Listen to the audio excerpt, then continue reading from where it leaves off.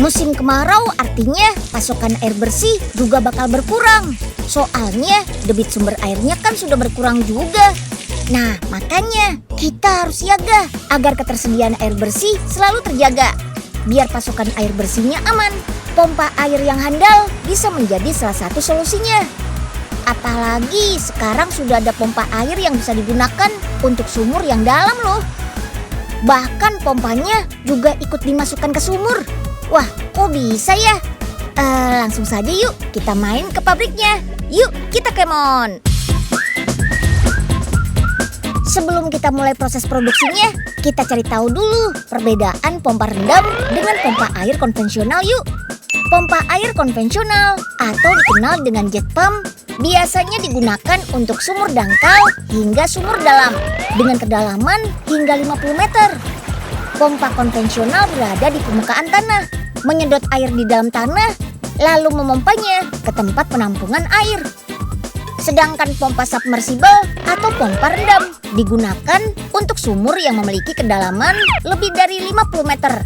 Bahkan ada yang bisa dipakai di kedalaman 200 meter loh.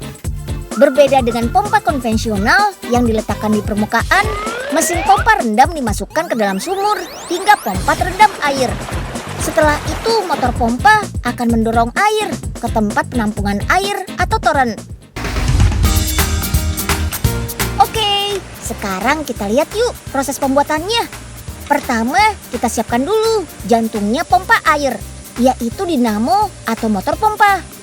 Dinamo ini terdiri dari gulungan-gulungan kawat tembaga. Nah, dengan bantuan mesin ini, kawat-kawat tembaga bisa digulung cepat dan praktis. Kalau ini namanya thermal protection. Komponen ini berfungsi menjaga motor pompa dari panas berlebih yang bisa menyebabkan motor pompa terbakar atau rusak. Selanjutnya, kita las dulu casing pompanya. Lasnya bukan sembarang las ya, tapi menggunakan teknik las MIG welding. Lanjut, kita buat dudukan pompanya nih. Wih, canggih banget, sudah pakai robot semua. Dalam 1 jam, robot-robot ini bisa memproduksi 200 buah dudukan loh. Mantap! Oke deh, tinggal kita rakit nih.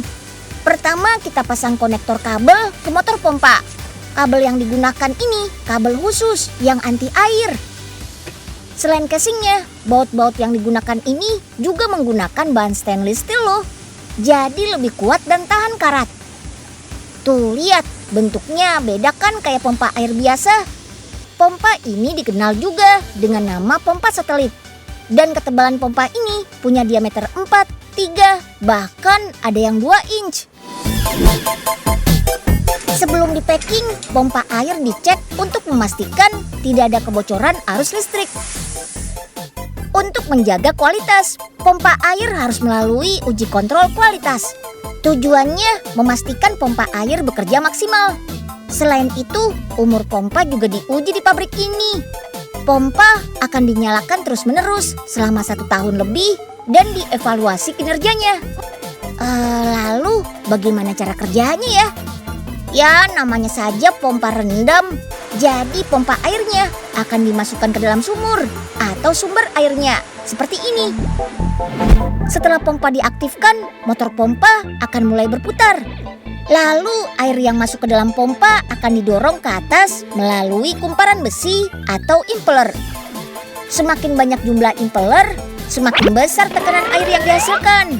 Lalu air dipompa hingga ke tangki penyimpanan air dan didistribusikan ke penjuru rumah.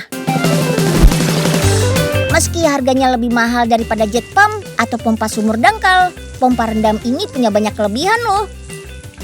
Pertama, pompa rendam ini punya konsumsi daya listrik yang lebih rendah, hingga 1/3 konsumsi listrik pompa konvensional.